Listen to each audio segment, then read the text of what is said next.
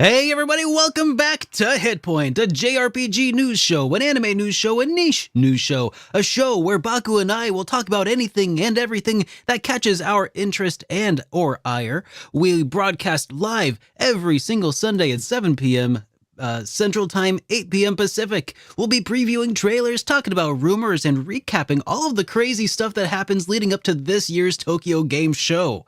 Baku, how are you doing today? Excited, nervous. There's a lot of writings, a lot of things to go through. Yeah, how are you doing, man? I'm doing pretty well. Man, I am feeling pretty darn hyped. I surprisingly, I've been living under a rock all week. Work has been a lot. So I'm actually going in kind of blind, like more blind than usual today. So I am both apprehensive and anxious, but also I'm a responsible level of hyped, and I think I'm going to try to maintain that throughout today's show. That's the hope anyway. We'll see if today's the day that we break your responsible hype, because it's hard. I don't think so, man. I don't think it's going to be okay. Look, I got my hype responsibly shirt on, which you can get over at shop.superderekrpgs.com, and it too can be your shield against getting overhyped. And when you're overhyped, games just underdeliver, and it's not the fault of the game. Sometimes it's just the way hype be. But but you know what? That's neither here nor there. I will say though, on the subject of merch, I do have a very promising little shirt on the horizon that's going to be up for pre-sale here before terribly long, kind of commemorating a certain 10-year anniversary on the YouTubes. 10 years? It has been 10 years since wow. But you know what? Enough about me. Baku, what have you been up to this week? So we raised how much is it right now? We raised about $3,300 for Hawaii over the last 24, 26 hours so far. That's incredible. I know, right? So the raid train between me and like a couple of fellow streamer over in Twitch started yesterday at, I believe, at noon yesterday. I was at the 10 p.m. slot, and by the end of my stream, we were at like $2,000 already. So that was about 3 a.m. Eastern time. And now we're up to about $3,300. We got 2 hours to go. We have broken our initial, expected initial goal like 7 times.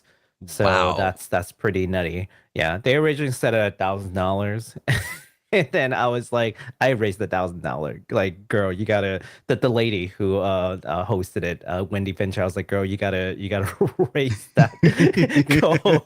Like, who do you think we are? Like 1,000? That's it. I'm like, did you do this on purpose? Did you think we're not gonna hit that? Is that why? Well, I mean, with a fundraiser like that, you never want to like not hit the goal, right? Like, I feel like you always want the goals to be within striking distance. Otherwise, it just feels like, oh well, we did this big raid train thing for like 3 days, and well, we didn't make it. But it's a team goal. Like, it's not my individual goal. It was the team goal. I was like, girl. But hey, 2 special thanks. Okay, special thanks. Number 1. For our friends over at Something Classic Games. They reached out once they saw that I was doing like a game raffle in my part of the raid train. They were like, hey, do you want some keys to give away? So they gave us a couple of keys, and of course we raffled those out, and that contributed to our successful fundraiser. So thank you so much, folks from Something Classic Games. And also, special thanks to, this is crazy, a friend, Bring Back Fluffy Dogs, whom you guys may or may not know. Like, he sends in a lot of super chat just to chat with Derek and myself. This mad lad sent in $644 last night. For Maui. So thank you so much again. All the funds, all the donations, all the proceeds go towards direct relief to Hawaii. So as you all know, there was a wildfire that happened not too long ago in Maui, and just everything's completely burnt down. It's crazy, devastating. And so it's going to take months of rebuilding.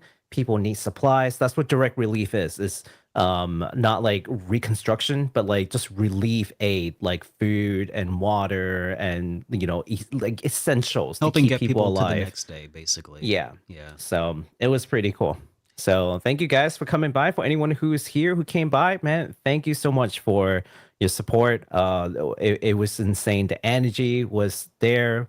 We're all there to watch me humiliate myself and also raise money for Hawaii. I'm okay with doing that. That's awesome. It only took 2 shots of rum and a spoonful of hot sauce to do the job. So, I still have the hot sauce right here. By the way, this is the Double Dog Daria. It's 2.2 mil Schofield unit. Took a whole spoon of it because we hit $1,000 goal.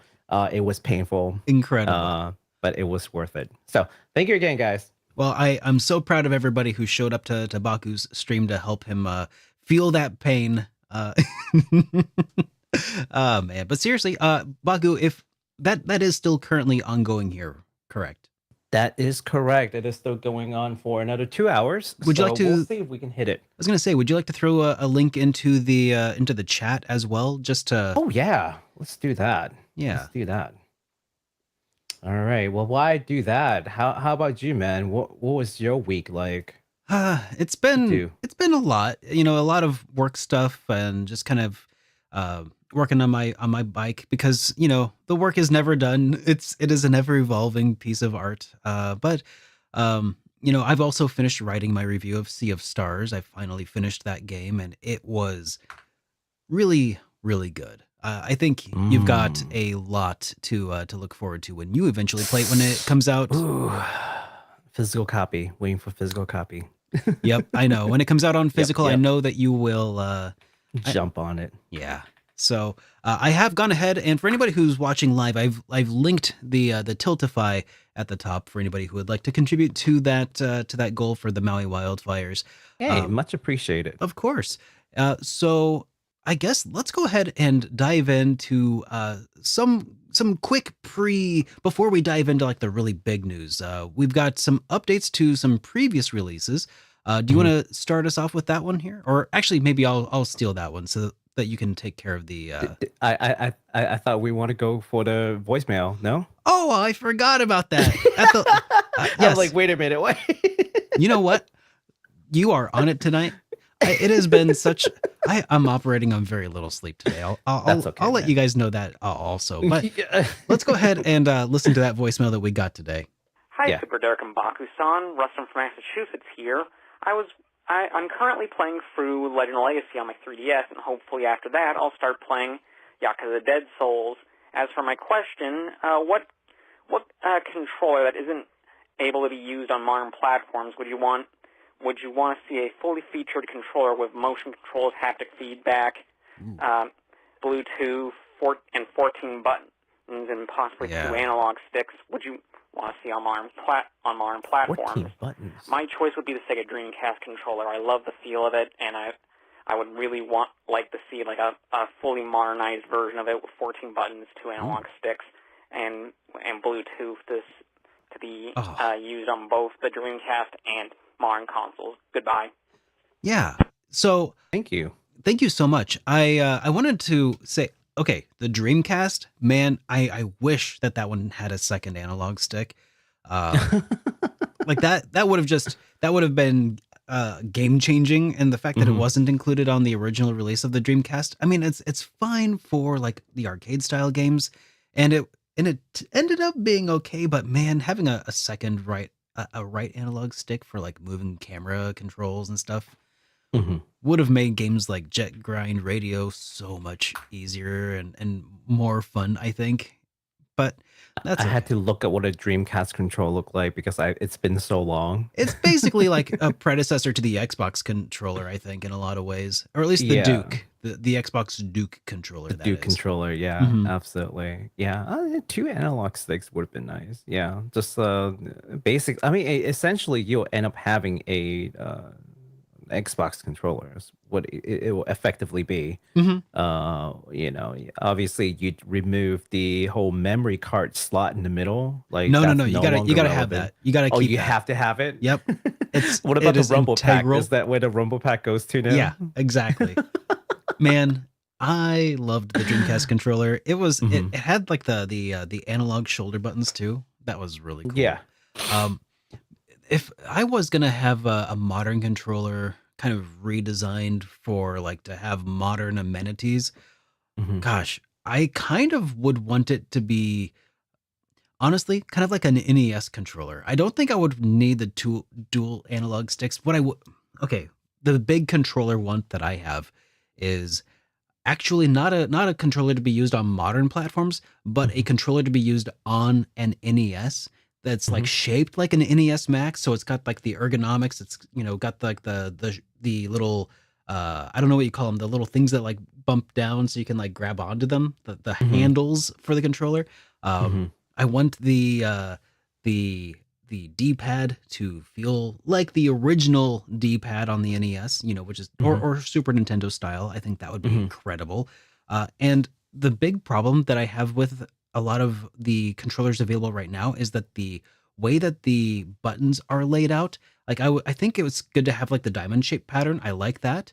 But what a lot of them do wrong is they kind of change the placement of the B and A buttons so that you have to rock from like side to side instead of like forward and backward when you're like doing a lot of like the intricate like Mario jumps and stuff, like where you're holding the run button and then trying to do it.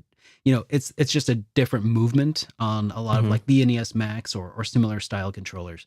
So yeah, that's really what I would probably want as far as like a controller wish list goes. And I've thought about this like too long and too hard for a while. Isn't that just the 8-bit Pro 2 controller? Isn't that what you want? No. Well, that's the Super Nintendo, right? The yeah, I've got the from 8-bit Do the SNS Pro 2 or something, and that is a great modern controller. It feels like a PlayStation 1 / Super Nintendo controller. I love it for modern stuff. That's why I don't have any like real asks at this point for like modern controllers, because 8-bit Do has already resolved all of the things I would want from it.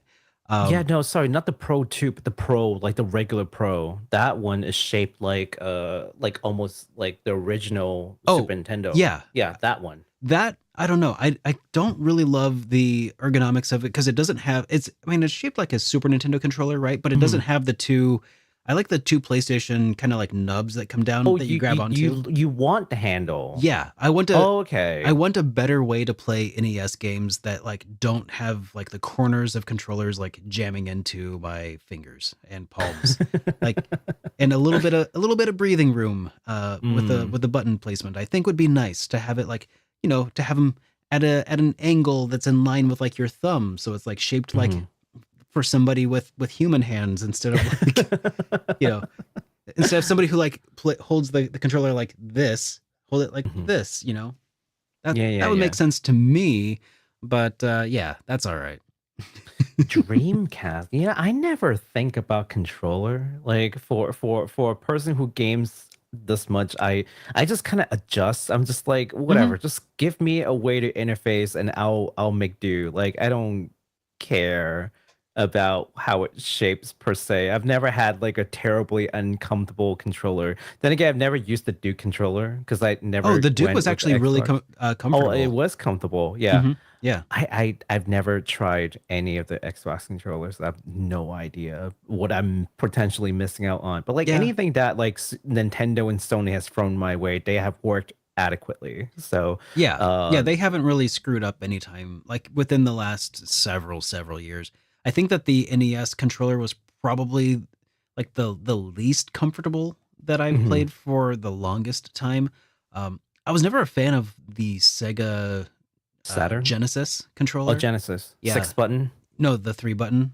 Oh, the 3-button. I thought it has 6-button. There's two different variants. One has a 3-button, one's got a 6-button. I think the 6-button's more comfortable. I was never a fan of the 3-button. Something's missing. But I think that like by the early 90s, I feel like everybody had the controller pretty well figured out. You know, by the mid to late 90s, it was no longer really. Actually, I lied. The least comfortable controller I've ever used, and thankfully I didn't own the system. Because I had always gone to my friends, like my next door neighbor had the system. I had the PlayStation. He had the N64. The N64 controller was not comfortable to use for the slightest. It's got 3 like thing that jams out, and I'm just like, how should I handle this beast? You know, like how does one hold this controller? I can see why that would be really confusing to somebody coming new to the Nintendo 64. But I think people who grew up with the controller, you liked it. I mean, let's say we still got blisters, but you eventually figured out like the best way to hold it. And because like when I first played it, I also wanted to grab the 2 outer edges and like use the D-pad, but like that didn't work. You had to grab the middle one, and then you had to control off to the side. And that was, you know, it wasn't the worst, but it wasn't the best. It was. I heard people like the GameCube one. Yeah, so, the GameCube was pretty good. I think that the problem with the 64 was that Nintendo kind of had 1 foot in and 1 foot out of the decision to make it about 3D graphics at the time. Like they're like, we don't know if this 3D, you know, polygon thing is really gonna stick. So let's just let's add this third prong for people to hold on to with a D-pad just in case things don't work out. Nowadays, you probably want to get the fighter. The Nintendo 64 fighter pad or something like that, fight pad. And it's got way better ergonomics. Oh yeah, that trigger in the end too. Yeah, like in the middle, like the triggers in the middle. It's just like, what? Why is that there? Yeah. Sorry, I don't think we necessarily answered the question, but I know I don't really have a. I guess that is my answer. Is I don't really think about controllers a lot, but you know what? Because you asked from the whoever sent in the voicemail, I heard it's from Massachusetts. You know, you've got me thinking about controller a little bit. I'll think about that. So thank you so much again. All right. Well, thank you. And if you guys have a voicemail that you would like to leave us, you may do so at hang on. Where's the button? Here we go. At 785-337-3805. Or you could also send us a voicemail over at HitPoint at SuperDerekRPGs.com via email, and we'll play it on the air. So that's right. Well, on the air. Is this technically on the air? Well, if you're on Wi-Fi, it's over the air. If you're hardwired, it's through the cords. Through the wires. We're here through the wires. All right. Well, let's go ahead. I'll go ahead and tackle this next section, kind of covering some updates to previous releases. So starting off with Sonic Frontiers, The Final Horizon is the third and the final DLC to Sonic Frontier. The update will be released here on the 28th of this month, so just a little over a week away. And like all previous DLCs, this one is also free, which is pretty dang sweet. And it will include a new story and new playable characters, being Amy, Knuckles, and Tails, which is pretty dang sick. Yeah. Let's see. Did I even add that to the list? You might not have. I might not have. Here, let me throw in the trailer real quick. Yeah. And we can watch this.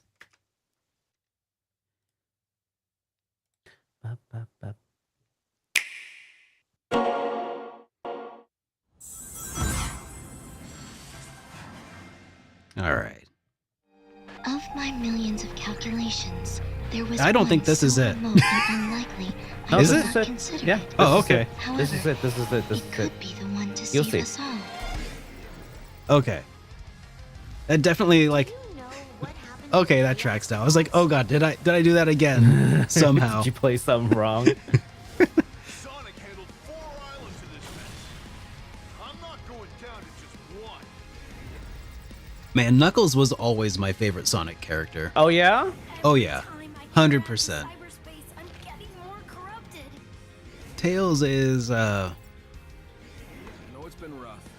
He was there. Okay. Yeah, he was there. One of my favorite things to do in like Sonic 2 was to just position Tails in just such a unfortunate spot that he would like move a little and then fall off a cliff and just die. And then come back in like 5 seconds.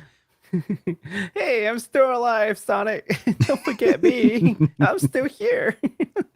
So, yeah, we can look forward to that DLC coming out on the 28th of the month, and that about does it for updates to previous releases. So next up, we do have some upcoming releases though that well, some of them are upcoming and some of them already are out, right? Yeah, some of them were out from last week, but hey, listen, we've got a lot of announcements to go through. So unlike the usual where, we review the video and be like, oh, it's on this thing. That's what this game's about. We're just going to like split through it really quick. I'm just going to tell you what games, what date are coming out and on what platform, basically. So starting with Baten Kaitos 1 and 2 Remaster, that came out on 9/14 on the Switch. Wandering Sword, which actually I'm kind of excited to see what it's going to be like, came on 9/15 the next day on PC via Steam. Then here are now things that will be coming up, starting with The Legend of Nayuta, Boundless Trails. That's kind of it's like a Trails game, but like not really. Like I'm not sure how it relates to Trails, but it is from Falcom. It's not it's not really, it's kind of like a side story, and it's an action RPG, so a little bit different. It's an action RPG. Yeah, definitely. If you are a East fan, you may find this game a lot more familiar than a Trails game. So this is coming out on different days depending on where you're located. For the US, it's going to come out, or should I say North America, it's going to come out on September 19th. For folks who are over in Europe and Australia, New Zealand, it's coming out on September 22nd on PS4, Switch, and the PC. So check that out. Next up, we've got a Soul-esque game that's set in France called The Lies of P, P standing for Pinocchio, coming out also on September 19th, this time for PS4, 5, Xbox One, Xbox Series XS, PC, via Steam, just anything but the Switch. Last but not least, we've got a Press R2 to Hold Hands, Eternights, coming out on September 21st on PS4, PS5, and PC. On Steam on September 12th. Wait, what? It's coming out on Steam on September 12th. It was already out on Steam. It's already out on Steam. Okay, it's coming out on PS4 and 5 on September 21st. Okay, that's right. All right, that's all the upcoming releases. We're not watching videos because we got a lot of videos of new games coming out. So many new games. So many new games. Let's dive into the good stuff. All right. Well, go ahead and grab this next one too, so that Yeah, sure thing, Mr. Derek. Thank you. Also, we have to change like all of our order. Yeah. So this first game that we have is not part of the Playism Game Show or the Nintendo Direct or the State of Play. These are just games that, well, happens to be announced, and they're really good, and I think we should know about it. From OTK Games, they've just announced the release window for their newest action RPG / brawler called Detained, Too Good for School. Now, if OTK sounds familiar to some of you, it's because they're the developers behind Sword of the Vagrant. This game was in Kickstarter and funded back in 2021, and so now in 2023 they're finally giving us some insight as to what the game is going to look like, etc. In this game, you will play as a delinquent schoolgirl who got into trouble and was locked up in juvie for 6 months. After being released, you go on a mission to avenge your brother's murder, and treading through the dangerous streets of Swinster City. We've got a trailer. Let's take a look. Okay, let's check this out. Actually looks really good, so I'm just like, all right, let's bring this out. Yeah, it does. Love the art. Yeah, you see the actual death too. Oh, that's a gun to the head. So yeah, you got a little bit of like vanilla wear inspiration in the arts, definitely. Like OTK has been not shy about it. Even Vagrant, the Story of the Vagrant, Store of the Vagrant, was heavily inspired by vanillaware games. Yeah. So if you see similarities, they will flat out tell you that's their inspiration. This again, they have said that this is going to be a brawler / RPG. So there's some RPG elements to this, which I think would be interesting. Yeah. So it's not quite like River City Girl, where it's like stage and stage, and you just sort of move on and fight bosses and just go on from there. Like you're actually gonna run back and forth, and there's some RPG stuff. So yeah, it looked like I saw them like doing mini games, like as a maid or something. Or I wonder if it's gonna be a little bit like No More Heroes, a little bit like a side-scrolling No More Heroes featuring a gal. That'd be pretty rad. That'd be pretty cool. I'm looking forward to seeing more of this in action. Ooh, me too. Oh man. Yeah. So this game is planned for 2024 release, so next year on PC via Steam. PlayStation, Xbox, and the Switch versions are also planned, although they haven't explicitly stated that it will be released in 2024. So you will have the PC version at least. So if more news comes out, we'll be sure to let you all know. All right, next up, we've got Gunvolt Records Cychronicle, I think is how that's... It's a weird word. Cychronicle. It's a weird word. And it's coming from the creators of Azure Striker Gunvolt Inti Creates. They announced a spinoff, and it is not a platformer. They will be releasing a new rhythm game called Gunvolt Records Cychronicle. Yes. So this new game will star the game's songstress Lumen, Lola, and Lucia. I think that's right. Or is it Luxia? Lucia? It's probably one of those. Performing various songs from within the series. And we've got a trailer for it as well. Gonna give you a heads up now. They're gonna feature songs from the series in the trailer. Yeah. Well, I mean, they're video game songs, so we probably won't get hit. Yeah. Probably. Yeah, so rather than playing the platform game, this is now just like songs from the platform game. I think that's pretty interesting takes. Like, hey, look, listen, we've got this really popular platform game. We have a lot of great songs that have come from it. Why don't we make a rhythm game? And they did. May as well. I mean, it seems to be working okay. I actually, so I don't know how many people play rhythm games here, but I played rhythm games quite a bit. And I looked at the control, and you know what? It actually looks pretty good. Nice.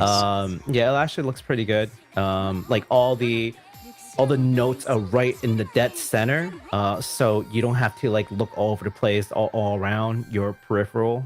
So it looks like a pretty comfortable control system, if you will. So that's good. I'm actually pretty excited for this one.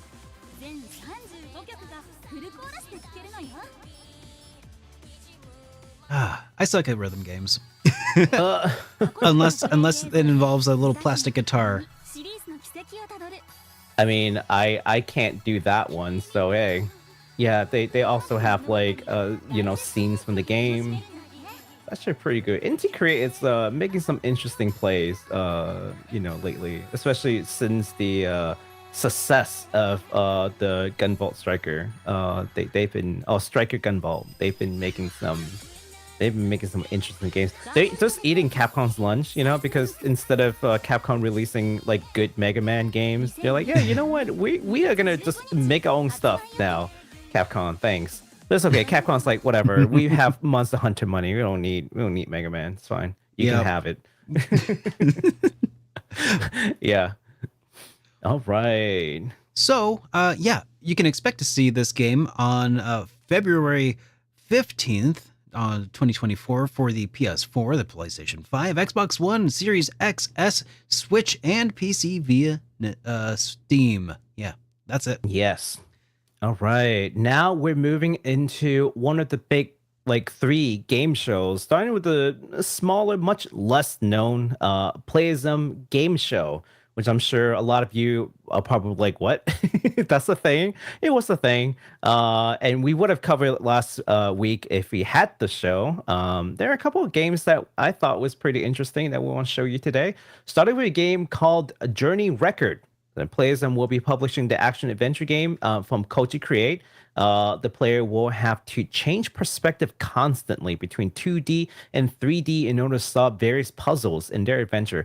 I can sit here and keep trying to tell you what this is about, but you know what? I think we should just show you the trailer. Okay, let's check it out. It's way easier to explain once you see it for yourself.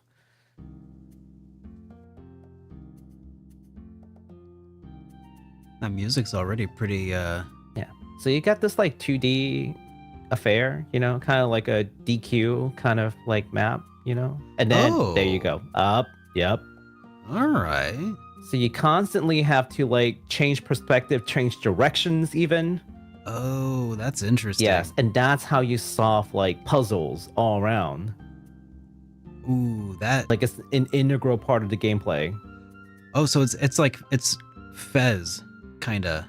Yeah. And I think it's pretty cool. I really dig the like old school like pixel art here. I think it's used very effectively. That's really interesting. Right? Telling you, like a lot of these indie games, and good on Playism for publishing a lot of these indie games. Is like they're really testing different ways to play. Again, like whether or not you think that was a good idea or a bad idea, I just appreciate that they are trying new things. And who knows, if it works out, maybe some other studios will adopt something similar, right? But it kind of all starts from these, some of the most brilliant ideas now are coming from these like indie games. So that's why we're always on the lookout for them. So this one has no particular release window announced, but it will be coming to PC via Steam. So once we find out more, we'll be sure to let you all know if you're interested in stuff like this. Sweet. Next up, Baku, are you a fan of maids? Yeah, sure. Why not? Are you a fan of cafes and streets that are electric? Because get ready for Maid Cafe adventure game called Maid Cafe at Electric Street. After quitting a toxic job, the protagonist escapes to a rundown maid cafe in Nipponbashi, Osaka, where he becomes the cafe's temporary manager and runs the day-to-day operations. Let's see how this goes. Let's take a look at this. Look, not gonna lie, I saw this game and I was like, this game looks really good. The art looks really good. And I think the setting is interesting. Yeah. At a Maido cafe. Yes, you work at a maid cafe. and you go on all sorts of adventures. Oh God, what was the person who walked in? Some very colorful looking characters. Yeah, I really like how they like all the portrait art, everything looks really good. So I want to know more about this game. I think it's supposed to be an adventure game where you have to like get to know all the characters to like sort of advance the story. So yeah, I don't know much more about this, but I'm looking forward to it. You get to travel around like Osaka, so I think it's pretty cool. Hey, like there's coffee. Yeah. There's coffee in it, so you know there's coffee in it. Like we've seen games where like they do a really good job recreating like real world places, right? Like I don't know, what's a really good like Yakuza Persona 7? 5, Yakuza, or Like a Dragon, or like Tokyo, Ghostwire Tokyo. Oh yeah, this is like a really nice recreation of a real place too, except just like in pixel art form. So I think it's really neat whenever they do a really good job in recreating. It almost feels like you're actually there. So I'm really looking forward to this one. Man, that looks really cool. Well, yeah, you can look forward to playing this sometime in 2024 on PC via Steam. No other platforms are announced at this time. That's correct. Last but not least, we have a game called Refined Self, the personality test game. which is obviously also published by Playism because it's in the Playism game show. The personality test game is a very open game where you play as an android who will travel the world to discover important memories of their creator, known as simply as the Doctor, and discover their intended purpose. There's no right way or wrong way to progress the game. There are no game overs, and every action results in a personality analysis, and you get like the cumulative result at the end of the game. So it kind of encourages you to replay the game many times to see, what kind of results you get every time. So let's take a look at it. Yeah, I feel like this is more like an art piece than a typical game that you would think about. I think it's pretty cool.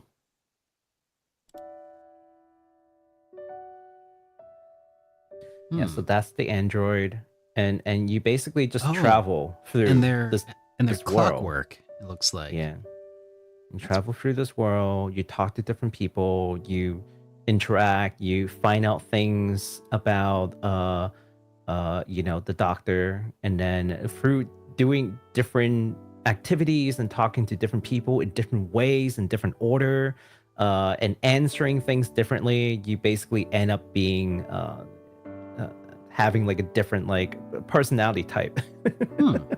And they're showing that right now. Man, I hope this replaces the Myers-Briggs.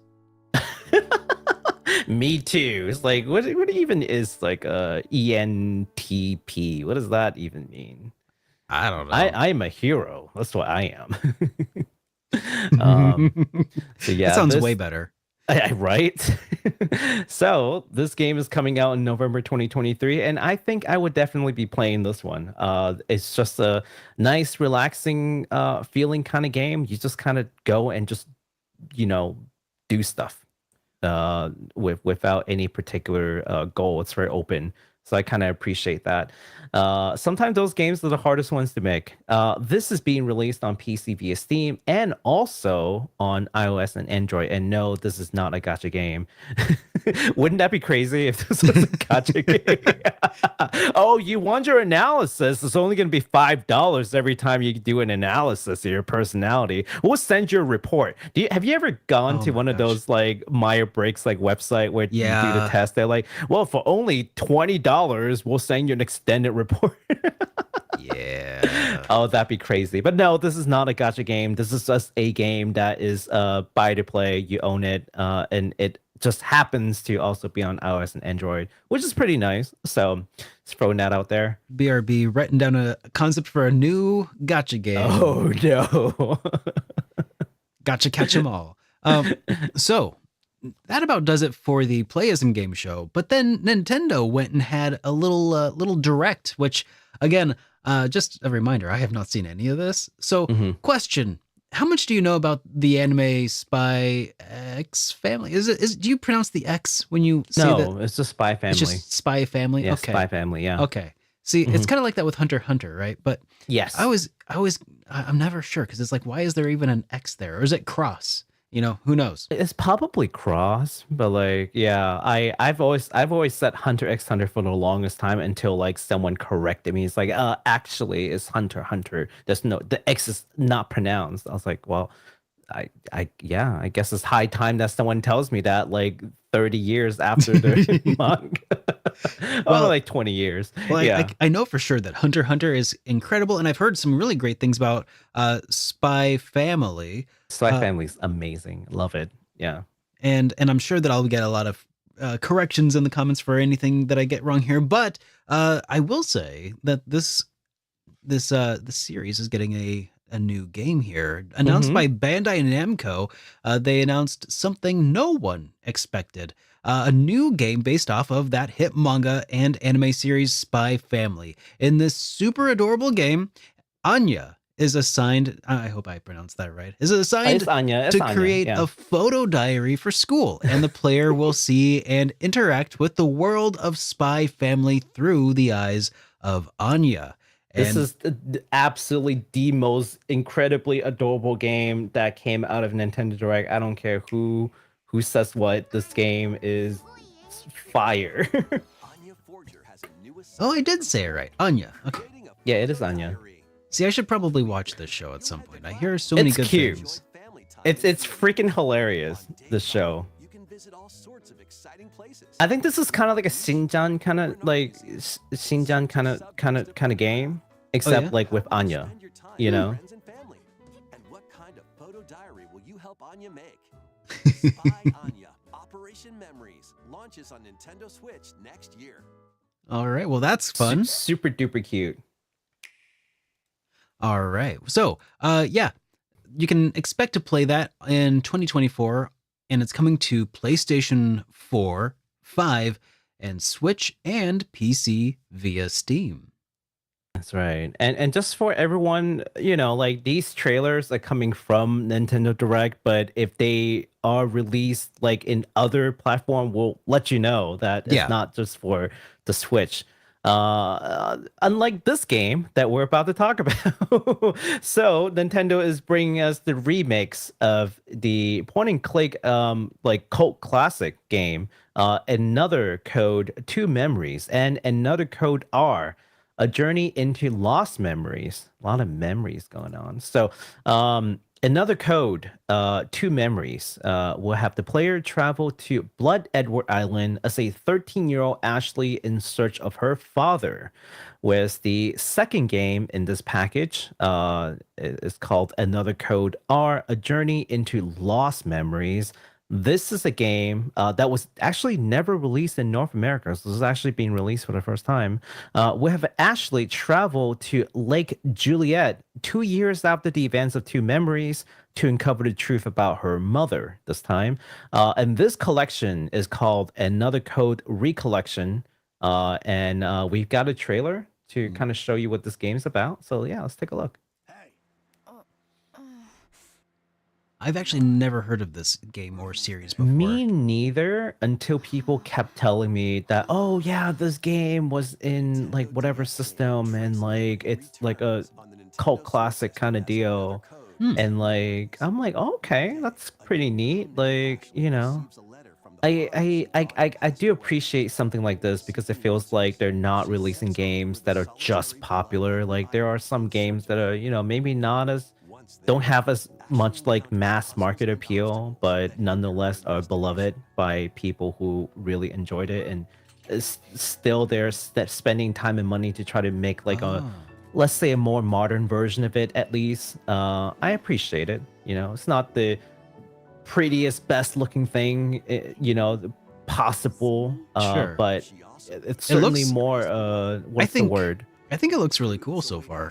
It looks good to me. Don't get me wrong, but yeah, it's not state of the art graphics, right? But it doesn't matter. Like it's a beloved game that is now accessible. Is the word I was going for. It's now accessible. So there you go. You know, and again, the second game, which is Another Code R, which you will see. Yeah, this is Another Code. So Ashley's slightly older here, 15 years old. This was never released in North America, so this is actually being released for the first time. So pretty cool. Sweet. Yeah. This is being released in January 19th next year, only on the Switch. Oh wow. Okay. Yeah. Cool. Well, I have another game that's also going to be a Nintendo Switch exclusive. As far as I can tell, I mean, it hasn't been announced for other platforms yet. Well, Nintendo has finally revealed a rumored game to star Princess Peach, and it is called Princess Peach Showtime. And I know nothing about it, so let's check this out. The trailer will tell you a lot more than anything we can write. They basically outlined this. Like they did a really good job explaining the game. All right, what do we got here? Princess Peach got a thing from presented a flyer advertising a show at the Sparkle Theater. Okay. Princess Peach and some toads went to go see it, but then of course the bad guy shows up. The Wicked Grape and the Sour Bunch suddenly made their grand entrance and took center stage. Huh. Now it's up to Peach. Has she lost her crown? It looks like it. To save the play and the day. That's the first thing I noticed too. This perfect performance has become a terrible tragedy. I think it looks really Peach cool. can use the power of Stella's ribbon to face off against the Sour Bunch. Huh. So that's her little gimmick. She gets to use the ribbon instead of like throwing a top hat. So Okay. let's do this. I can kind of dig it. But there's other stuff.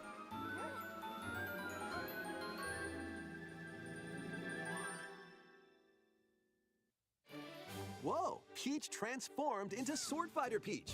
What? We were talking about like when we're gonna get Peach, Sword Fighter Peach on Smash Bro. Oh man. And people can get mad because it's another sword user. Can Peach use its performance and its performance? You did what? Another sword user? I think a fencing. Unbelievable. I think a fencer would be a little bit different from your typical Smash sword user. I mean, nuance is always lost to Angry Bros online, you know? True. Oh, But Angry fencing Bros swords are sounds like the different. worst mobile game ever. Angry Bros. Just slingshot him off into various constructs. we get like the Reddit aesthetics of the game. Different sub posts, different stages. Yeah. Ooh. You got this like Kung Fu Master Peach. That's pretty sick. Yeah. I think this game so far is looking really good. Not a game that I probably play personally, but if I was like 10 years old, I'd play the heck out of, you know, games like these. Yeah. Yeah. Like action platformer kind of deal. Loved these games when I was growing up, so I might get this for my nephew because they like the Mario games. Yeah. They're age appropriate for them. Well, it's definitely caught my interest. Yeah. Probably not going to personally play it like you said, but Mhm. I mean, yeah, I don't know what that also reminds me of, like, but being able to transform into like different modes for like different abilities in different areas, almost seems like a, you know, action adventure kind of game, you know? It does, doesn't it? Yeah, like it could be another game in the vein of like a classic Zelda style, only featuring Princess Peach. That would be interesting. That would be interesting. It's clearly got kind of a it. fixed camera angle kind of deal rather than being able to, you know, but it looks kind of like a, yeah, little bit more action adventure-y. I kind of dig it. You know what I was thinking? Like the theater and like going into different rooms feels like Mario 64 in the castle. Yeah. You go into different worlds. That's what I was get the feeling that I was getting from this. So yeah, maybe something in between. It's kind of cool. Yeah, definitely keeping an eye on that. So yeah, you can expect to play it in March of 2024 on the Nintendo Switch. So Isn't far, it crazy that we're already talking about games for like next year and like March and on all that. I know, like 6 months time away. Flies. It does. Time flies. All right. Well, here's the next game that I actually suspected. So when we talked about like what do we expect from TGS, I actually said this. I said, you know, I expect there to be a new SaGa title because I looked at the Square Enix lineup and they had this suspicious block of time just for the SaGa series, and I'm like, are they gonna have a new SaGa like title, right? And it turns out I was right. There's a new SaGa title, and the new title is called SaGa Emerald Beyond. This title would be a turn-based RPG featuring 5 choices in protagonist, and you'll see why I use those exact wordings in just a second when we see the trailer, and 17 worlds to traverse to, which I'm actually kind of excited because that kind of reminds me of like a SaGa Frontier kind of deal. So let's take a look at the trailer. Okay, let's pull that up here. A new saga begins. New SaGa begins. A multi-layered RPG full of rich stories awaits in SaGa Emerald Beyond. There are 6 heroes to choose from. I like the art. A young man So you got the Puppet Master. That's hero choice number 1. A witch disguised as a schoolgirl. A witch who disguises as a 11-year-old school student. Okay. And then see, this is the 3rd choice, but it's actually a duel of characters. You see? Oh, I see. So Yeah, I yeah. didn't want to be confusing. There are 5 choices, but 6 characters. Yeah. Yeah. Select a hero. Yeah. So you get to pick, you know, which one to go with. As they strive to achieve their goals. So they still got that weird like map thing. I don't know if how much I like it. This is the part that I really didn't like, which is like a static like comic talk scene that I care for. But I wasn't too impressed when I first saw this during the show, I'm not gonna lie, but upon watching it again, I'm feeling a lot better about it. Especially since I compared the art between this and Scarlet Grace. Yeah, Scarlet Grace, that's it. Yeah, this looks way better than Scarlet Grace. Scarlet Grace got this weird like body proportion that's not quite like they got a super realistic looking face, but the body proportion is like off, and it drove me crazy. This time, they're still retaining the more realistic looking like facial features, but this time the body proportion is actually like correct. Yeah, a little bit more realistic. Yeah, a little bit more realistic. I'm just like, look, it's either you go realistic or you don't. Like Scarlet Grace drove me crazy, but this looks a lot better. The more I look at it, the more I feel good about the game.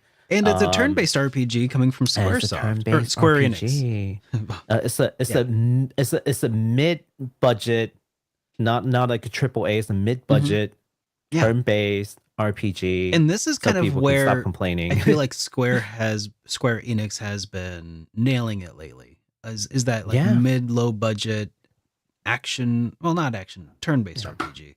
So let's see how it does. You know? Let's see how it does. So this game again just feels, it gives me really strong SaGa Frontier vibe. So I'm like, if this is like a SaGa Frontier successor, I'm all for it. I'd be super excited to play like a modern SaGa Frontier title. It's expected to come out early 2024. Here's the part that I don't like. It is digital only from what has been announced so far. Well, keep your eyes on Playasia. Yeah. And it's available on PS4, PS5, Switch, and PC. And interestingly, iOS and Android. And because of Square Enix's track record, I had to look into this. And so far, there's no indication that this is a free-to-play title. It just happens that it's available on PC and iOS. So, good news for our folks who likes to game and play RPGs on their phones. This may be a title for you. That's interesting. Could you imagine them? What do you suspect this kind of game would sell for? Like 35, 40, 45 bucks? Or are you thinking like a full price game? It's hard to say, but would you spend full price dollars on a iOS game or an Android I have phone? no other console. If I have no other console to play, maybe. Yeah. That's tricky. Like that's my only choice. I can't imagine like as of where I am right now in my life, I can't imagine spending more than like $6 on a game on my phone. But I'm curious to see, like, would that ever happen? Would a AAA game ever release on a smartphone for like $60, $70?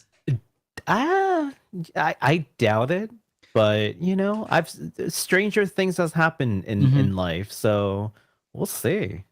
Yeah. Well, you know what? We've talked about Vanillaware a little bit earlier in the day, talking about games that were inspired by them. But here's another game that's being made by them. The developers behind Odin's Sphere and 13 Sentinels just announced their newest title. This game, a gorgeous tactical RPG called Unicorn Overlord. Yes. You want to check out the trailer? Oh, I want you to see this one. This is the one that got my attention, like, throughout the entire show. Like, I was most hyped about this. All right, let's see. Tale which speaks of Fevith, one of stolen destiny, stolen minds, and stolen nations. It's got, like, ogre battle written all over it in the battle, like, sequences. Oh, yeah. So it's like real time on map, you move, and then like if you run into things, they battle, right? Yeah, okay. But I mean, it's not like a straight like 1-to-1, of course, but sure. Yeah. So you go in, you see how like the character, there's like a character placement, and then they attack certain like areas. It's like cool. Battle. It's like ogre battle. Yeah. Okay. Yeah. I've never played an ogre battle before, but that looks cool. Doesn't that look amazing though? Man, Vanillaware's art always always looks good. Always. Like I'm not a big fan of like a lot of like the paper doll style of art, but they clearly do a lot of original art for every frame. You know? Mm-hmm. God, that looks good. I know. The rebirth of tactical fantasy RPG. I was like, yo, that's a bold statement. But if it's from Vanillaware, I'll take it, you know? Yeah, dude, that is so cool. Strategy RPG fans and tactics RPGs fans have been eating good this year, and holy cow, man. Oh yeah. Cannot wait to see this game come out. Yeah, so it's coming out on March 8th for the PlayStation 4, the PlayStation 5, the Xbox Series X and S, and Switch as well. You can also order or pre-order the standard and collector's edition that's already taking pre-orders. The collector's edition will feature 2 16-bit arranged music albums, a 132-page art book, and that is not a typo. Wow. And that is not I've checked multiple times. And an original card game with 239 cards within it. That's a thick stack of cards. It's a big, it's like a full-fledged like tabletop game. It's going to include tokens and markers as well. So I am 100% buying that. I think just given Vanillaware's like art and whatnot, I think this thing is going to appreciate over time. I just really think so. I've seen their stuff. They make good stuff. Well, we'll have to keep an eye out on that as things progress. Yeah, pre-order's already out. Go get it, guys. As of like right before the show, I was checking it. Like it's still open. It hasn't sold out. It's not one of those situations like, I don't know, Persona it just sells out like instantly. Yeah, luckily this is about niche enough that there's going to be a little bit of time before it sells out. But probably not much. It's like a new IP. People are not sure about it. Chances are it's not going to sell out like something as proven as like Persona, right? But I think Persona 3, the special edition sold out in like minutes. And the only thing that was left was the Xbox version because no one, plays RPG on Xbox apparently. But yeah, I think that also sold out subsequently. Yep. After you mentioned during an episode that it's like you could just buy it and then get rid of the game itself and buy the standard game for whatever platform. Yeah. Also, just because I'm seeing this in chat, Atlas been the publisher of Vanillaware games for like the last couple of titles. So this is not like a first collab. Like Atlas been pretty consistent in publishing Vanillaware games. Like they develop games but don't self-publish. Yeah, Odin Sphere, 13 Sentinels, that's all Atlas. So it's pretty good. All right. So next up, I've been looking forward to this. Oh yeah. SuperDerek is super excited about this one, right? Indeed. Cannot hold back his hype. Developer Rabbit and Bear Studio just gave us the release date of Eiyuden Chronicle 100 Heroes and a new trailer during the Nintendo Direct. Let's take a look at that trailer first, and then we'll give you some more details. Yeah, let's do that. Ooh. It looks good. I was only more hype about Unicorn because it's a brand new game. Doesn't mean I wasn't hype about this. I was hype about this. An army of over 100 heroes into battle and put an end to an empire's invasion. Like I already knew this is gonna be great, so there's only so much more hype you can push out of me on this one, right? And Marissa, a forest guardian. So there are 3 protagonists. I thought it was gonna be 2 protagonists, but I was wrong. There's 3 protagonists. RGB. That makes sense, sure. RGB. Yep. See, RGB. Yep. There's a headquarter, everybody. For all you doubters out there, totally a headquarter. Okay. I thought that was like one of the goals for the Kickstarter was like. Was it really? Mm-hmm. I don't know. I bought on to the Kickstarter like within the first 2 days, and then I never looked at it again. Same here. Like, you tell me when the game is available to play. I don't need to know anything else. Oh God, that graphics looks so good. Man, that is awesome. My only hope is that these are not all like cherry picked and everything else just looks like doo-doo, right? But like, I don't have reasons to believe that's the case. I have reasons to believe that this game just looks this good. So yeah. Well, I'm looking forward to it, man. As am I, and so should everybody in the chat right now. This game is coming out again. They gave us the release date. It is April 23rd, 2024. So clear your calendars. Still some time away, but you know. When's the last time that you like took time off to play a brand new game? I don't. I just play during work. Oh, that's smart. I'm kidding. Oh my God, I'm kidding. No, unfortunately I can't because I need my PTO days so I can travel abroad. Because every time I go to Asia, it's like 2 weeks to a month. So, but if there was a game, okay, that I would take time off for, it probably would be this. So so April 23rd, if my boss is watching, I hope not. I marked off that day. I was sick. I just know that I'm going to be sick on April 23rd. So related to that, of course, well, actually, hold on. Let me just complete that first. It's being released on PS4, PS5, Xbox One, Xbox Series XS, Switch, and PC. So there's no reason for you to not play this game unless you only game on your phone. And I'm so sorry, but if you have any modern console at all, you should be able to play this game. And if you back the game, okay, years ago, I think it was like 2021 when this feels like it. Yeah, so if you backed the game years ago, be on the lookout for an email from Yeti, Yetee. Okay, they're reaching out to backers now to select the platform and region. I forgot I need to do that. Yeah, see? Thanks for the reminder. I saw it come through and I'm just like, I'll deal with that later. And then promptly forgot I got the email. This is why you guys watched HitPoint. So you get these friendly reminders from your neighborhood Baku and Derek. So check your emails, respond to Yeti's backer survey, basically. You might have chosen the platform to begin with, but you also need to choose your region and whatnot. I had actually just done it today as I was writing this docket.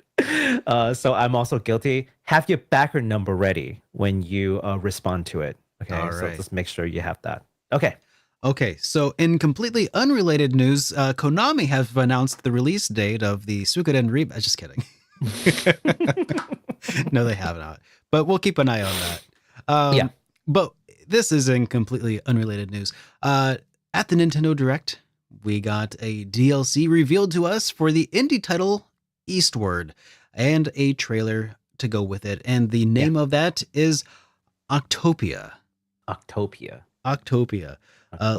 Let's see. Yeah, let's check this out.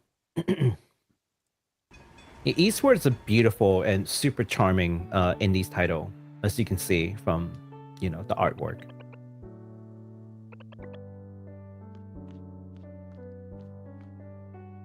Oh man, I still need to play this game. I snagged a copy off of PlayAsia physical release.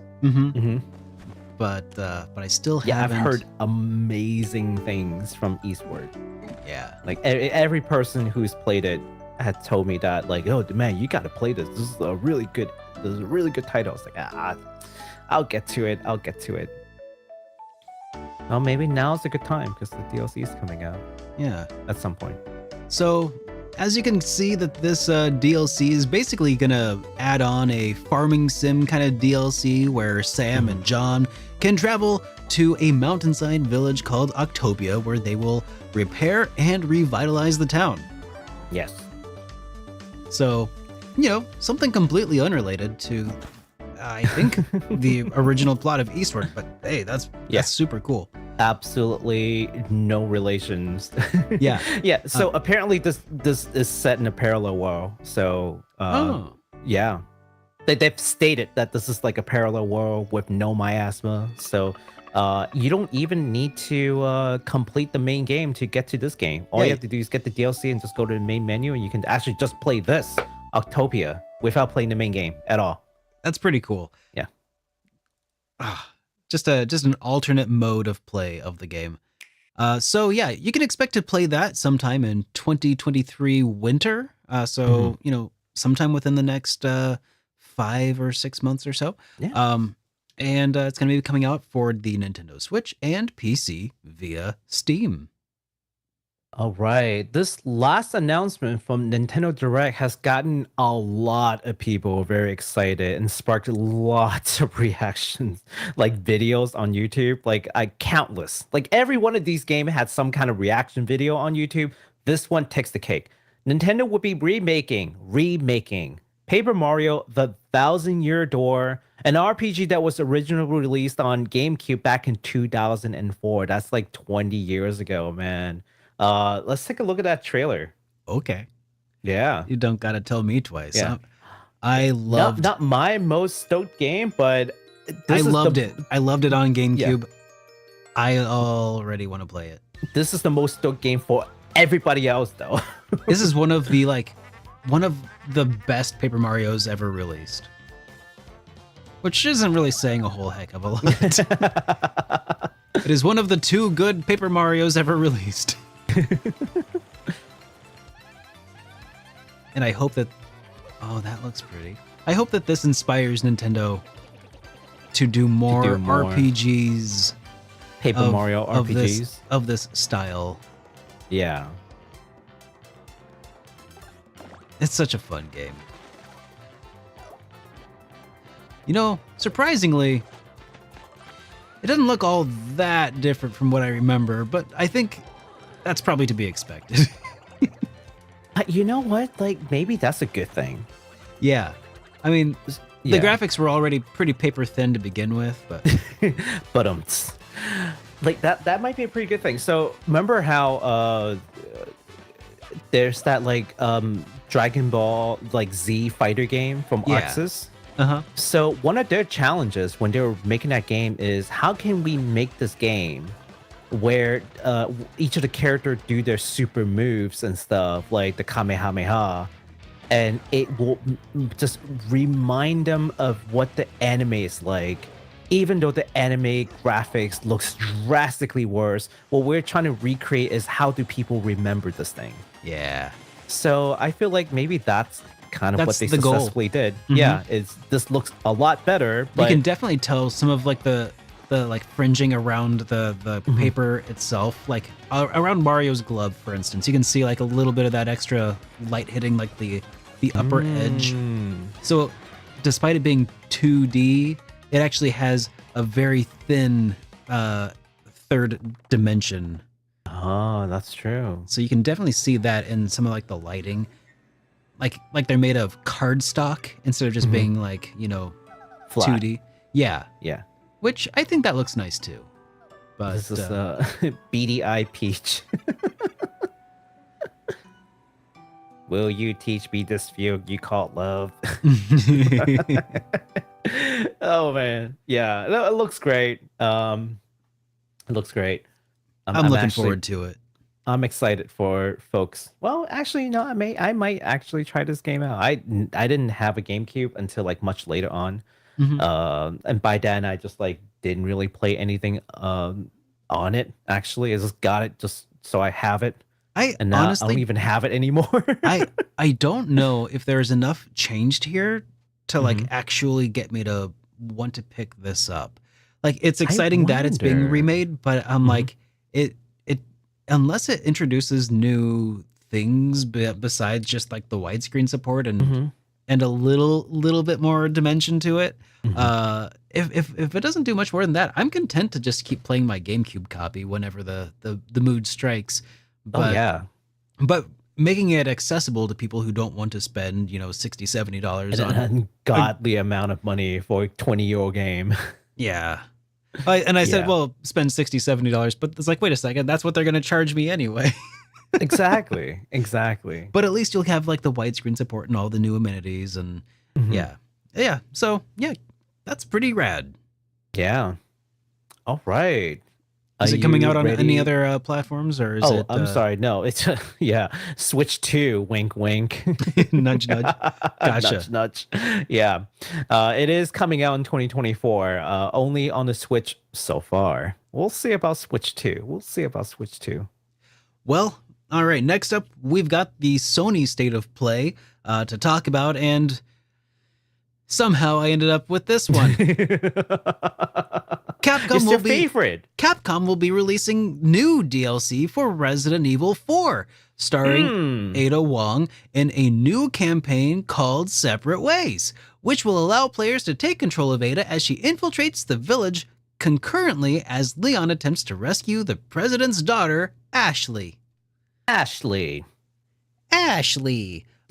Where's my button? There it is. All right, let's check this out.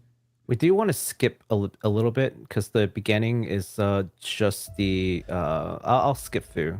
Okay. The beginning is the VR for Resident Evil 4. Oh, okay. The latter half is and we don't care about VR. Yeah, we don't care about VR. Yeah.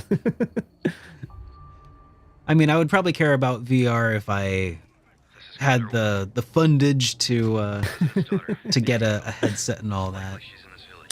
So basically, this campaign, as you're seeing, like, so Leon is infiltrating the village to rescue Ashley. Yep. But Ada's on a different mission. So the time frame is like us, Leon is going through, and you get like a separate point of view of what transpired, like in the village, so to speak, through like Ada's point of view.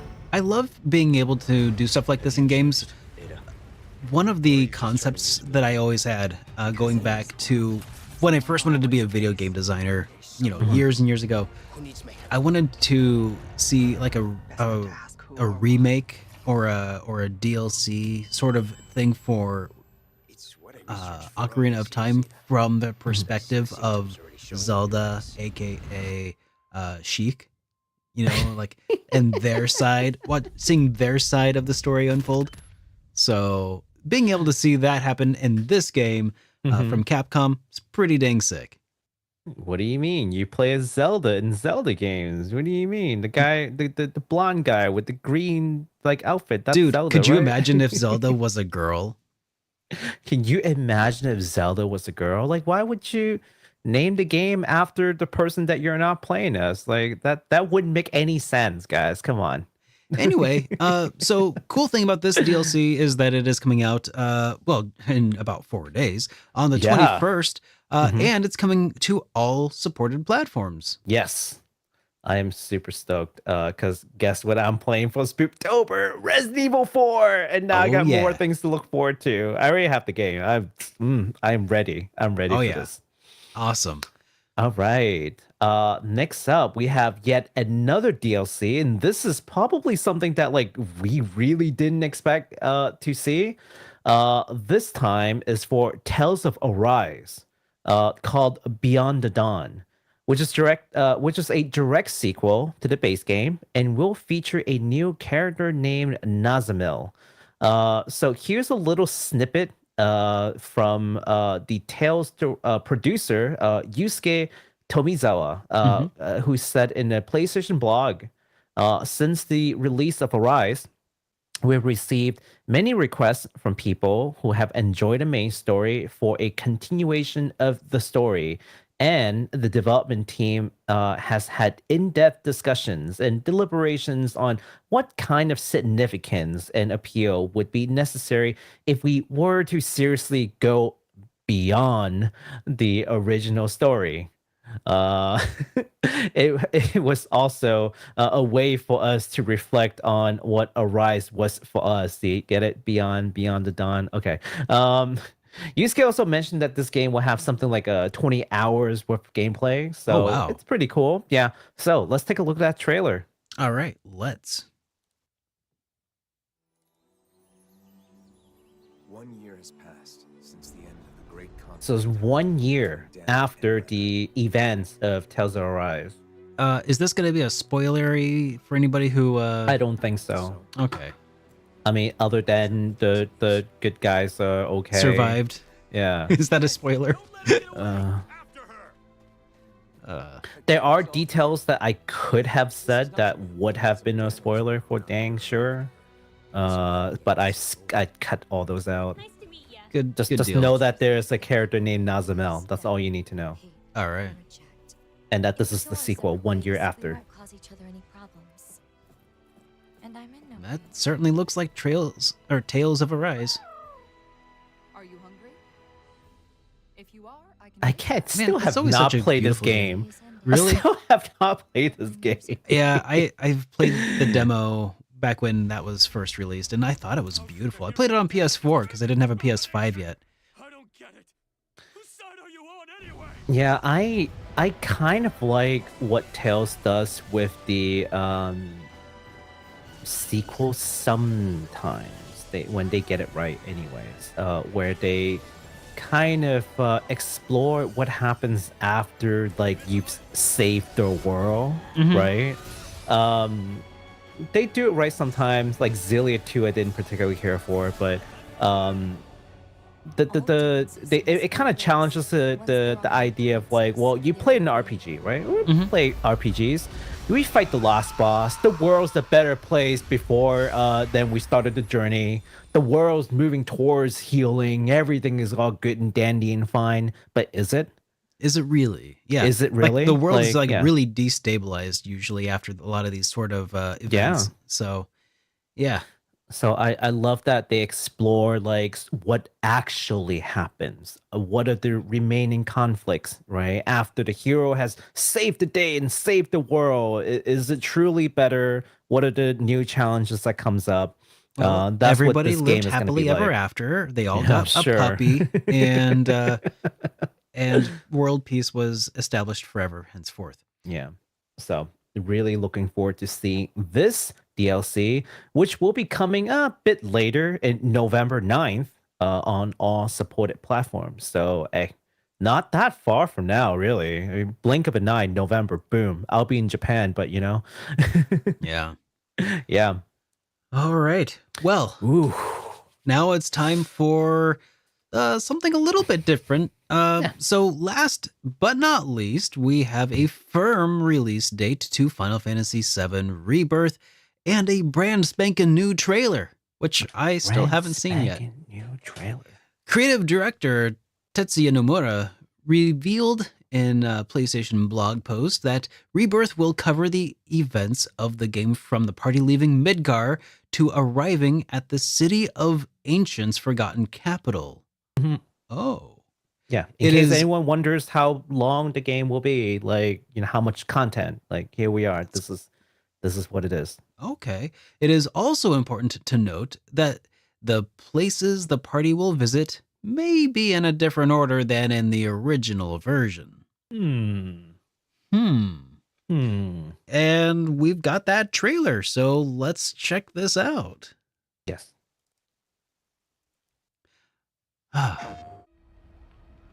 3-minute trailer, worth it. Yeah. Now, I've also read elsewhere that apparently this game is going to be about 3 times the length of Final Fantasy VII Remake. Interesting. To the new world. Yeah, it says that they're like aiming for like 100 hours of content, essentially, which is quite a bit. I do have something that I need to add to this, but I'll get to it after we finish this. All right. Yeah. We can overcome our fate. Am I the same as these monsters? Am I even human? Oh, this is when Sephiroth went cuckoo. We're looking for Sephiroth. Think you can find him? It was always a little weird, but Sephiroth, you say? it was when he went to Niflheim that he like really went like. I wonder if Ketchy's gonna say his name correctly. You know. They're our best chance. And also Cloud's a mall cop now. Yeah, I ask because I suspect there's soldiers suffering from cellular degradation. Do not be deceived. You know the truth. Trust in me. Sephiroth! Oh man. Come on, I wonder if Cerberus is going to be available in this. That's a good question. They don't show him yet, or at least they haven't yet. Yes. Also, Sephiroth is playable in this game. Sweet. Alexander is here. Hello. Ba-da-da-da.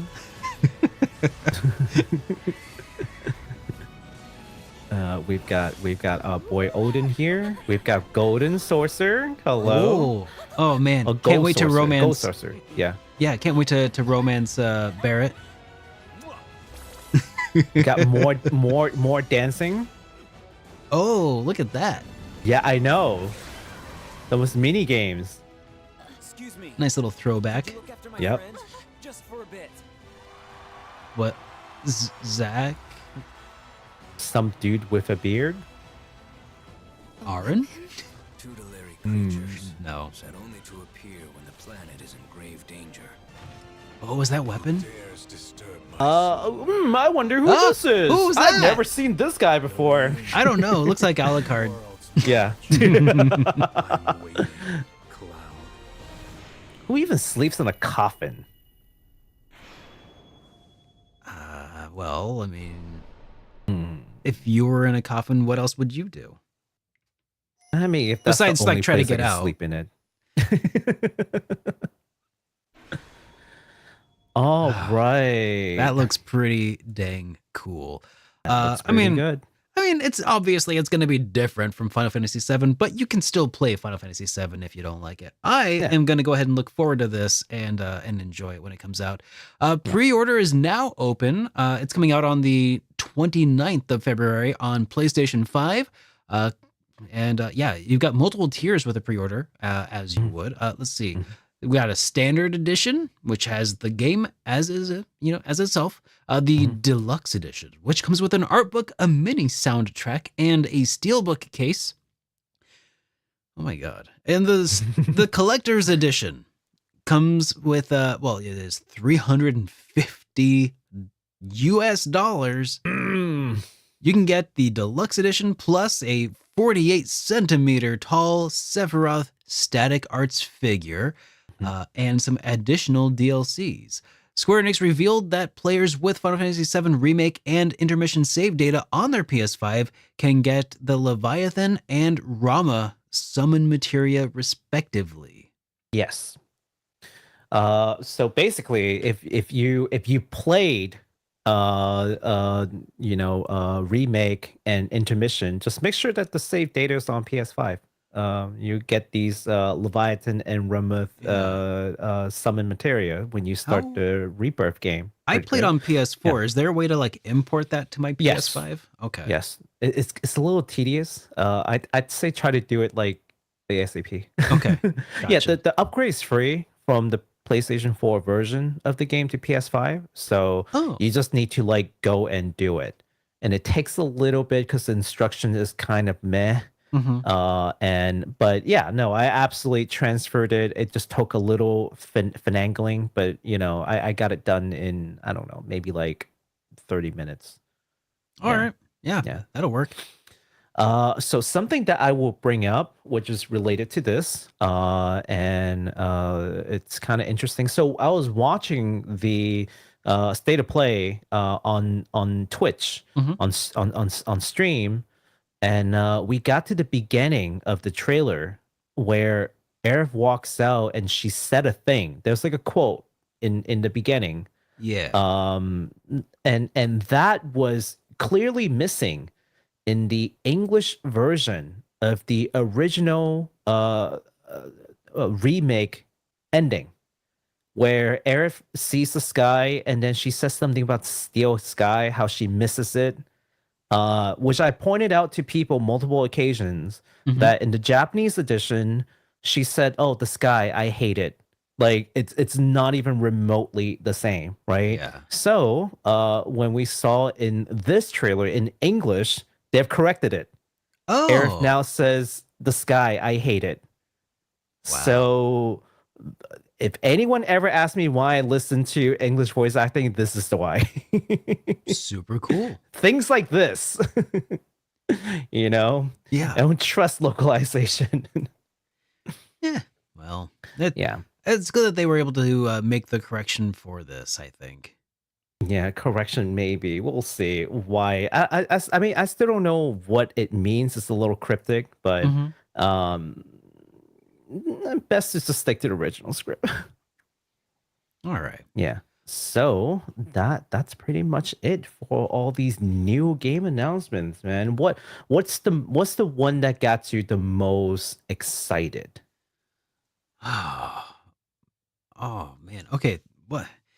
I feel like I have the memory of a goldfish. Let me look back through everything here. Okay. Oh, Eiyuden Chronicle. And Eiyuden Chronicle. And I think Unicorn Overlord also. Like the two of them are definitely like the highest tiers of hype from this list so far. Oof.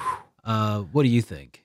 Not Resident Evil? You sure? I thought. Oh, I forgot about that one. Yeah, you like Resident Evil? yeah. My list did not change. Totally. This changes nothing. I did a poll on Twitter. Twitter. I refuse to call it X. It's Twitter. Yep. And the people have I basically asked like who did it better, Nintendo or Sony, right? Yeah. And I think three-quarter of the people said Nintendo, and only a quarter of people said Sony. And I guess I can see why. Yeah. I mean, as far as the things that like you and I are really interested in, especially the things that only I am interested in, we got one thing, and that is a game that we already kind of knew about. So that's fine, you know, and they got to save something for TGS, I'm sure. We'll see what happens next week. We'll see what happens next week. But Final Fantasy VII Rebirth, I think it looks like it's going to be a lot of fun, and the fact that it's going to be a much longer experience, I think that should appease a lot of the people who are like, you know, this is only like a seventh of the game or something. Yeah, you know, absolutely. So, yeah, we'll see. Absolutely. I like basically all the state of play stuff that we covered anyways. I mean, state of play had a lot more other things that I just couldn't be bothered with, but these three things I'm personally very interested in. Resident Evil 4, I'm just gonna play it when it comes out for October, for Spooktober. Tales of Arise is great because I haven't played it yet, so I don't feel like, oh, I played a game, not to come back and like, you know, relearn everything. No, just play straight through, kind of like what I did for Xenoblade 3, right? Super awesome. And then Rebirth, Rebirth just looks good, so I'll play it when I play it. But Nintendo's got me the most surprised. Yeah, like Anya coming out. Like what? That's cool. There's an Anya game? Like what? You know, Princess Peach looks cool. I won't play it. That did a look new cool. SaGa game and I love SaGa Frontier. However unfinished and janky it is, I like it with all the flaws. And SaGa Emerald Beyond looks like a modern take. In what I've seen so far, it looks like a modern take of SaGa Frontier. So definitely looking forward to it. Unicorn Overlord, no one knew that was coming. Vanillaware is just like, there's a little thing that we've been working on for the last couple of years. Enjoy. Yep, we're gonna just revolutionize the strategy RPG genre. It says, or revive, or what was the like phrase? How much shade they throw at people. The rebirth of tactical RPG. Yeah. Ooh, I'm like, so it's Big been words. dead, is what you're saying? Like, yeah, you needed to come with the rebirth because all those other things are just dead to you. Good job, Vanillaware. I like the subtle shade. Eiyuden Chronicles, obviously. Oh yeah. And then Paper Mario. You know, maybe That's I'll really play it cool. for the first time. Yeah. So just all these crazy news, man. I'm super happy. And you know what's my favorite part of all this, Mr. Derek? What's that? Since they talked about so many of these games already, my TGS write-up is probably going to be shorter. I know. Let's hope. This is going to be better. Let's hope this is going to be 2 incredibly packed, like back-to-back episodes of HitPoint. I'm looking forward to it. I mean, because we have not heard much from like Atlas lately. I think. I mean, we got a little bit from this Vanillaware. Yeah, Persona. Yeah, Persona 3. Sure. But where's Persona 6? Dang it! You know, I don't think they're gonna announce Persona 6 this year. And where's I don't think they Capcom? will. Where's the Breath of Fire collection that they've promised me? Personally, right? They wrote to you. Yeah, off the table, off the table. record. They've totally promised me Breath of Fire remake and collection. Totally joking. Do not do not get your hypes up there on that. Oh, people are so clipping you right now. They're so clipping you right now. Of course. And take this completely out of context and just post it everywhere. Well, Derek said it's coming. Man. Oh yeah. I trusted the man. Yeah, there's a This is why you can't trust YouTubers. Exactly. So yeah, no, I am super excited. Which brings us to industry news. Conveniently, and really the only real piece of industry news. I was gonna talk a little bit about Unity, but I just feel like there's not a whole lot. There's no unique take that we can necessarily add in. So whatever you read on the internet, it's what it is. But I do want to remind folks that the Tokyo Game Show, since we're talking about that, is this weekend. Yeah. It's going to take place between September 21st and September 24th over in, well, you guessed it, Tokyo. Actually, I think it takes place in Chiba, which is not Tokyo proper. It's kind of strange, but whatever. Okay. You don't care. It's Chiba just Game Show. TGS. Yeah. Chiba Game Show.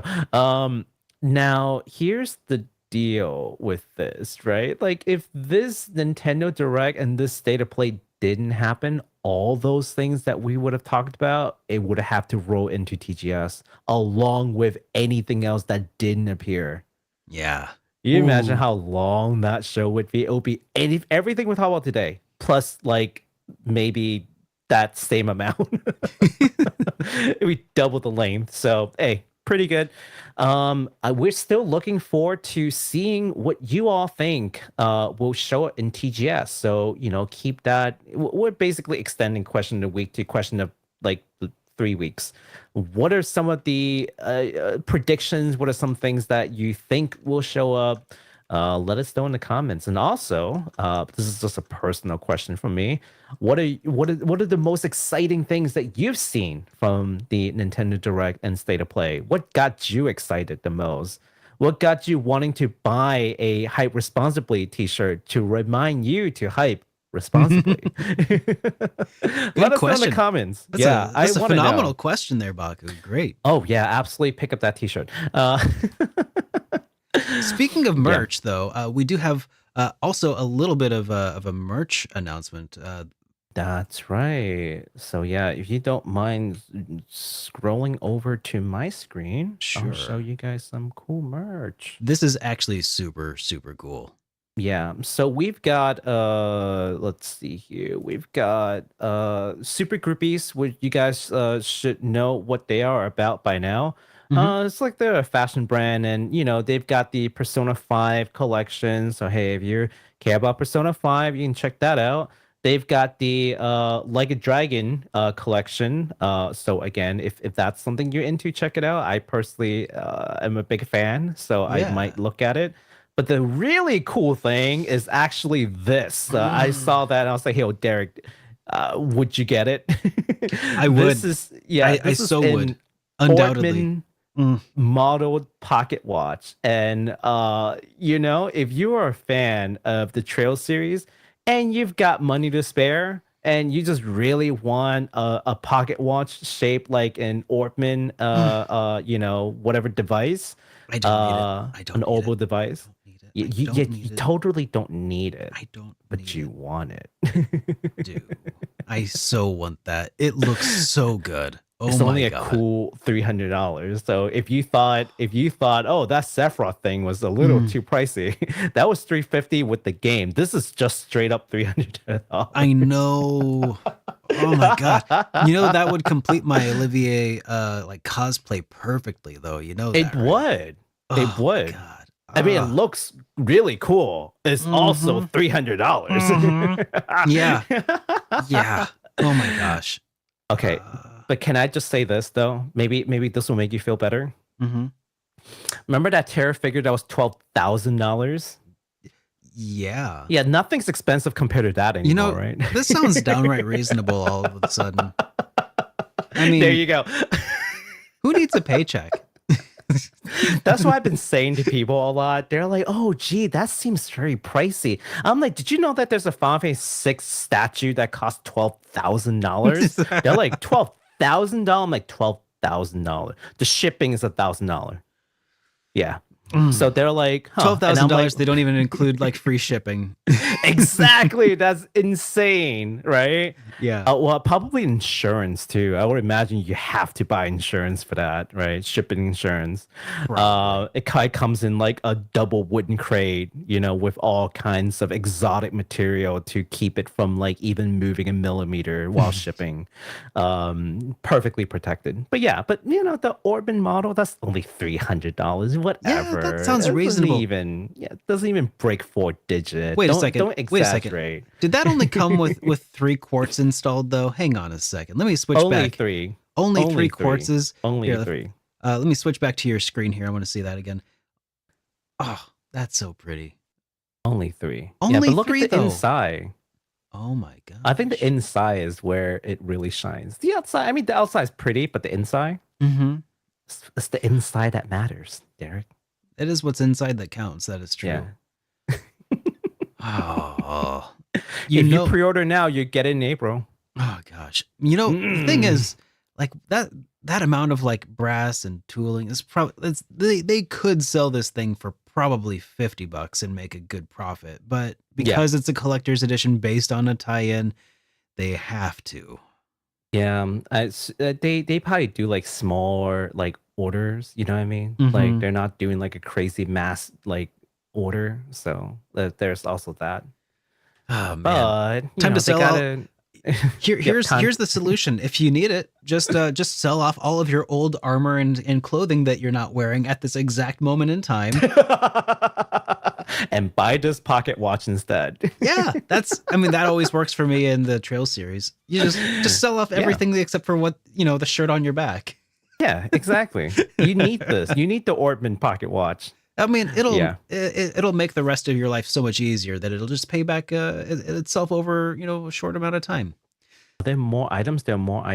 Oh, they're actual watches, Reen watches. They're actual watches too. Oh, are there? Reen. Oh. There's a Reen watch. I actually switch back to know that until I looked at it. There's a Reen watch. It's a little boring compared to. Actually, no. No. Sorry, that was from a previous sale. No. Those sold out already. Okay. Yeah, those are already sold out. Those are gone. Yeah. No. Sorry. Nope. This is it. That's the only thing that matters. Okay. Yep. That's all that matters to me anyway. Yep. That's so cool though that they did that. I know, right? I love the inclusion there. Okay. So let's go ahead and switch to the super chats because we got one here from Thunder Yeg, who says, "Are you guys gonna check out Baten Kaitos? Are we gonna check out Baten Kaitos?" Personally, probably not. It's just not on my list to play. I still haven't played Tales of Arise. I think there's so many things that I need to play. I think that I will eventually, mostly because I have Baten Kaitos 1, but not Baten Kaitos Origins, which is a very expensive game at this point. Ooh, yeah. So if I was going to play them both, and I definitely would like to think that I would, this is the cost-effective method of doing so. The fact that it doesn't have the included voice acting, probably not really going to bug me because apparently the voice acting was pretty lackluster to begin with, as I understand it. So, so I think I would like to give it a shot at some point, though. So I think that I will be checking it out, but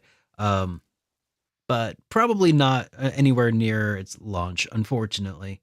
Yeah, I'll change my answer too, just to add that nuance. When I said no, I meant like no in the next like 3 to 6 months, like short term. Yeah. Long term, I just like the fact that it's there. If I ever want to play it, it's there. It's accessible. I don't need to pay an arm and a leg to. Like $70 to $90 on a game, and then what system did it come out on? GameCube originally, and then I have to get a GameCube. So it's just like not feasible, but now it is. So that's great news for everyone. So yeah, I will check it out at some point in the distant future. Yeah. On a long enough timeline, I will have played and completed every RPG ever made. Problem is, I don't know if my body's gonna last that long. but you know, I have aspirations. Let's see. We got another super chat just in here from Seikenso, who says, "Did either of you check out the Japanese Nintendo Direct?" I did. Yes, I did not. That answers your question. Was there anything good in it? There's at least one game that was not shown in the American or the English Direct, which is typical. I mean, remember Lupe was one of them last year, I think. Yeah, there was this. I mean, remember one time they did the Nintendo Direct and they showed the Monster Rancher game with the Ultraman monsters. Oh yes, yeah. And then eventually that came out in English, and we talked about it. Yeah. And so if anyone is wondering, did we watch it, and if so, why didn't we cover the games that were in there? Is because those games are not released in the English-speaking market, is Japan only, basically. And knowing our audience, we just don't want to confuse people. Like, I can certainly tell you what game is there and what they expect to come out, but that's going to be Japanese only, right? So I just don't. We make it a point to only talk about games that have like an international release for our international viewers, or if it catches my eye specifically, like when Lupe was announced there once, and well, we all know how that turned out. One time, we all know how that turned out. Yeah, I enjoyed it, but apparently not very many other people did. Really? Yeah, I liked it all right. Like it was weird. Okay. It was different, but. Some of my friends who also have played and reviewed it were far less kind to it, and I totally get it. Mm-hmm. Yeah. So there were some games. But hey, listen, if they ever make an announcement and say, oh, you know, this game, yeah, let's go into the West, we'll talk about it. Oh yeah, right here. When we find out for sure. When we find out for sure. Yeah. All right. Well, that about covers it for today's show. Hey, we did pretty good. Yeah, we made pretty good time. I think that next week though is, even though we covered a lot of it this week in preparation leading up to Tokyo Game Show, seriously, I still got a feeling that this TGS is going to be a bit of a doozy. I hope it's not the 4-hour episode it was last year, but if it does, well, you know. What are some of the companies that you're looking forward to seeing? Oh, the companies themselves and what they're presenting? What they might present. I always get like really surprised. So I don't really have I want to see more from Atlas, you know, because they're pretty big. SaGa, I think, would be nice to see more of them doing stuff by extension. Yeah. Like, I think that it would be really cool. I mean, this is a game and not another company, but I think, you know, since SMT5 came out, where's SMT6? I mean, they could announce it now and release it in 6 years like they did last time, you know, or they could do a Bethesda where they announce a game, you know, 6 years ago and then announce that it has begun actually being developed this year. Did you hear about that? Yeah. They showed like the Elder Scrolls 6 announcement in like, what was it, 2018? And then they just said it is now in early development. That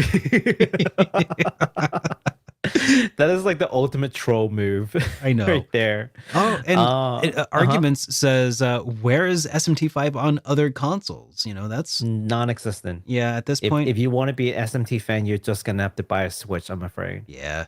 I'm afraid. And the day that Mr. Invalid finally caves and buy a Switch is the same day they're going to announce SMT5 for other consoles. Oh, probably that too. That same day, as soon as he walks out the door, he's going to get a message. Oh, man. Man. there are some games that I think are pretty cool that are coming down the pipeline, and I definitely want to see more about it.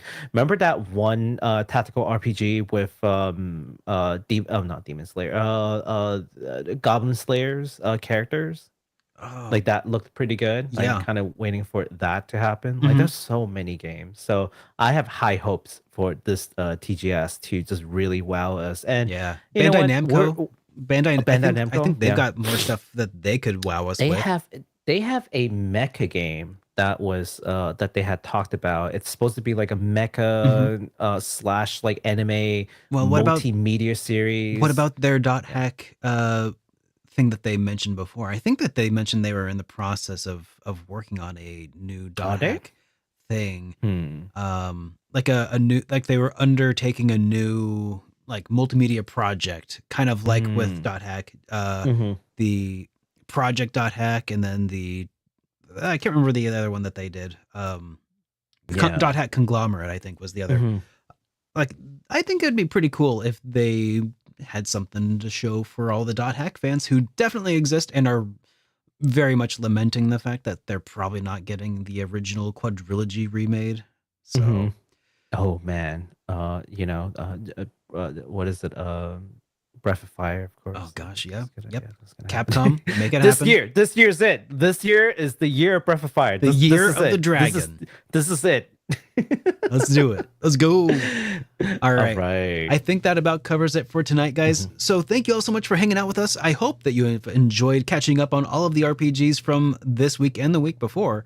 And we will see you guys next Sunday with a recap of all of the good stuff from Tokyo Game Show. And heck yeah. Maybe even a little extra. Maybe a little. Just a little bit. Don't get greedy. All right. Have a great night, everybody. And we'll see you then.